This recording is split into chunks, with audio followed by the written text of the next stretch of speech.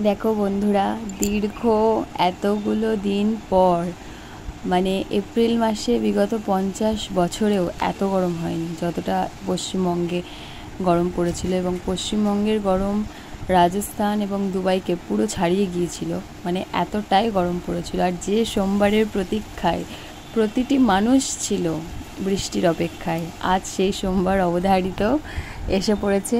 এবং আকাশের মুখ তোমরা দেখতেই পাচ্ছ, আকাশের চেহারা তোমরা দেখতেই পাচ্ছ বৃষ্টি নামার ঠিক আগের মুহূর্তে। আর এতটা ভালো লাগছে দেখে কি বলবো, তাই আমি না থাকতে পেরে একটা ভিডিও বানিয়ে ফেললাম।